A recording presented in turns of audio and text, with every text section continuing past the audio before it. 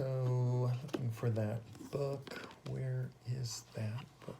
Yike! What are you doing there? I didn't realize you had snuck up on me. If you want to do a daily devotion together, just say so. You don't have to sneak up on me. And actually, I'm pretty excited about this particular daily devotion. In Wednesday, we're in Mark chapter 16, and Wednesday is the day when we're looking at the fact that the ladies, the two Marys and Salome, are running to the tomb early in the morning.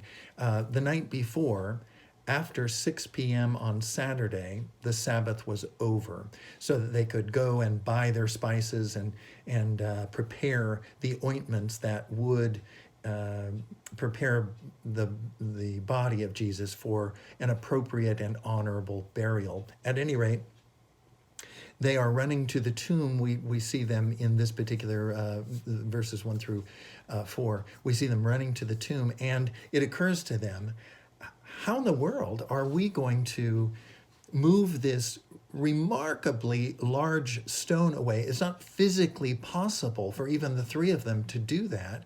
And they're caught up in this conversation about are we even going to be able to minister and prepare the body of Jesus for an appropriate burial?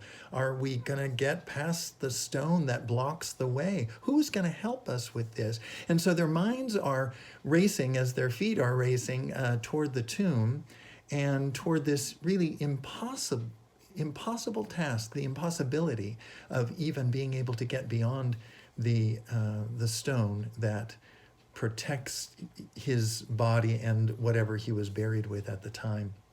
Of course, in Jesus' case, it was nothing, but it would have been something in other people more wealthy in their place. When I was reading this, the thought occurred to me, I wonder how many conversations we have daily, weekly, that involve an impossibility for us, something that is an obstacle, something that prevents us from moving forward, something that even perhaps prevents us from moving in love and ministry toward other people. I wonder how many conversations we spend talking about obstacles like these that are just impregnable and impossible for us to deal with, while God is listening in. Though we're not talking to him about these problems, he's listening in and wondering when we might address the issue with him. I think it's so interesting that these ladies have literally wasted their breath. They've talked about probably nothing else. And when they get to the tomb, as Mark records, they're not even surprised that the stone is rolled away. What they're shocked about is that when they go in, they don't see Jesus. They see an angel. They're completely unprepared for this. And sometimes it's a perfect description of the way we encounter what Jesus has next for us. Completely unaware, completely caught by surprise. If we would have been talking with him about the hardships and the impossibilities and the obstacles, and that we couldn't do anything about it, but he must move these things in order for us to contend with what we know is right, what we know he's sending us to do, then we might not be so apt to waste our breath. Here's the encouragement, friends. Jesus is with us.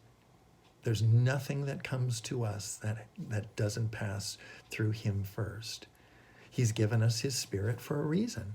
And the Spirit searches the deep things of God so that we might know what those things are. Listen, God is so much more interested in you knowing his will and doing it with him, his way, by his power on earth, so that we all might have the same experience as the Son of God did when he said, I can't do anything on my own. I can only do what the Father does. And in the same way, by the power of his Spirit in me. You've got the Spirit now. Listen to him. When you're engaged in conversation about how we're going to do, ask him.